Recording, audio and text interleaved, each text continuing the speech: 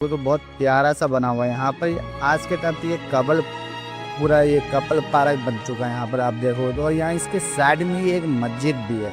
बाहर की तरफ आओगे तो आपको बू हलीमा का गार्डन मिलेगा, जो अब तो पूरी तरह खराब हो चुका है। बू हलीमा तो आप जानते भी नहीं होंगे कौन होगा, तो मैं आपके इस ब्लॉग में बताने वाला हूँ बू हलीमा कौन थे।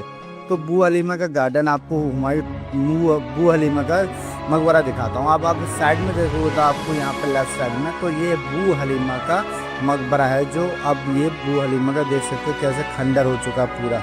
और ये बू हलीमा का गार्डन है, जो आपके हिसाब से तो खराबी हो चुका है। पहले यहाँ पर बहुत अच्छे से बना हुआ था ये सारा चीज। तो आप उसके बाद आपको एक एंट्री गेट मिलेगा जो बहुत ही सुंदर बना हुआ था। तभी आज के टाइम पे इसका ये पूरा टूट टूट के बिखर रहा है और इसको भी कोई देखने वाला है नहीं। तभी 35 रुपए का टिकट तो हर किसी से लेते हैं, और इंटरनेशनल लोग से जैसे बाहर के लोग जो होते हैं उनसे 600 रुपये का टिकट रहता। तभी इसको मेंटेनेंस करने की कोई इनको जरूरत ही नहीं पड़ती। और आप इसके अंदर जैसे आएंगे तो साइड में आपको मिलेगा अरब सराय का दरवाजा। ये अरब सराय तब बनाया गया था तो हुमायूं टॉम्ब बनवाने के लिए जो लेबर आए थे, ये उनके लिए ठहरने के लिए बनाया गया था। कैसे उस टाइम में तो रहने के लिए बनवाया गया था। ये देख सकते हो यहाँ बोर्ड पे लिखा है अरब सराय का दरवाजा, जो 1560 के अंदर बनाया गया है। ये आप देख सकते हो, ये है अरब सराय का दरवाजा आप देख रहे हो। जो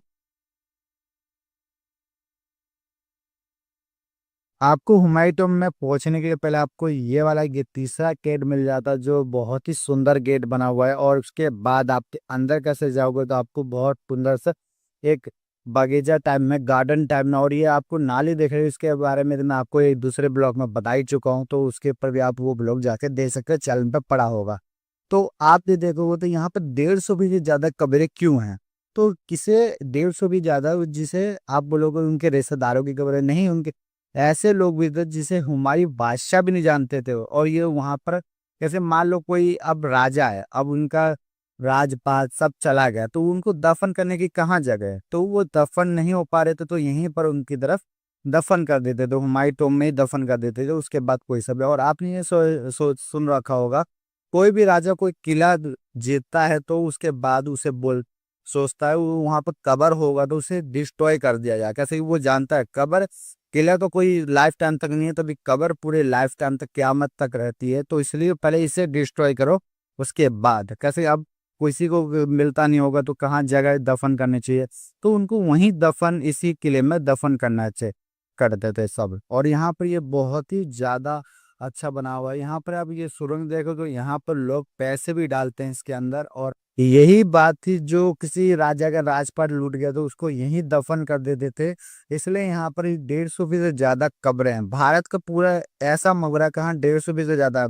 मतलब कि ऐसा नहीं कब्रिस्तान को हटा दिया जाए तो वैसे मकबरे के अंदर ही है सब में ज्यादा कब्र हैं हुमायूं टॉम्ब के अंदर। तो कब्रिस्तान को आता ना, कब्रिस्तान में तो बहुत ज्यादा ही कब्र होती है।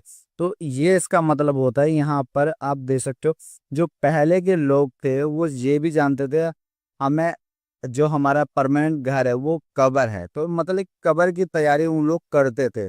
अब ये उनकी बीवी ने बनाया था, हमीदा बानो ने ये बनाया था। 15 लाख रुपए उस टाइम के हुमायूं टॉम्ब का मकबरा बनाने में लगा था। और ये बिल्कुल वैसा ही बनाया गया सर, जन्नत में जिक्र आया है जन्नत के बागों का, बगीचों का, नदियों का, तो वैसे ही यहाँ पर बिल्कुल सेम टू सेम उन्होंने वो हमीदाबाद में ये चाहती थी कहाँ उनके शोहर है मरने के बाद ऐसी जगह पे लेते कहाँ उन्हें जन्नत जैसा एहसास हो। तो बिल्कुल ऐसा ही बिल्कुल सेम टू सेम बनाया गया। इस मकबरे के अंदर 68 कमरे बताए जाते हैं और इसी के अंदर 150 कब्रें हैं। अब यहाँ पर आप देख सकते हो, यहाँ पर हुमायूं की कब्र नहीं है, सिर्फ उनके अफसर भी हो सकते हैं, मंत्री भी हो सकते हैं, कोई आम आदमी भी हो सकता है, कोई बादशाह हो सकता है, किनका सब कुछ लूट चुका है, उनके पास कोई जगह नहीं है दफनाने के लिए, तो यहाँ पर हुमायूं टॉम्ब के अंदर सबको दफनाया गया है। तो आप इसी ये देख सकते हैं। अब यहाँ पर बात आती है इनका मकबरा यही क्यों बना हुआ है?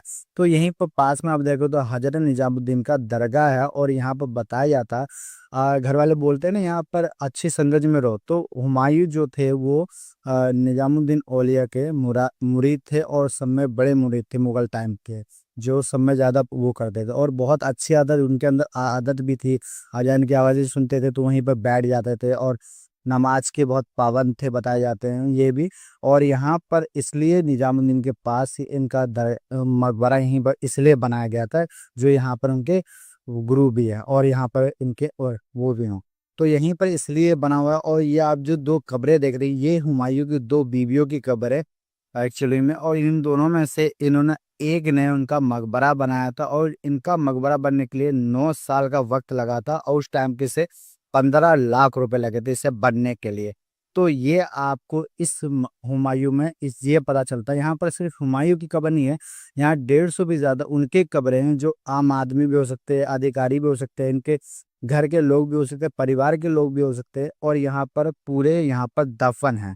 तो इसलिए यहाँ पर 150 से ज्यादा कब्रें हैं, और ये भारत का एक ऐसा मकबरा है जहाँ पर 150 भी ज्यादा कब्रें हैं। सिर्फ कब्रिस्तान की बात नहीं कर रहा, सिर्फ मकबरे की बात कर रहा हूँ। इसलिए यहाँ पर 150 भी से ज्यादा कब्रें बताई जाती हैं।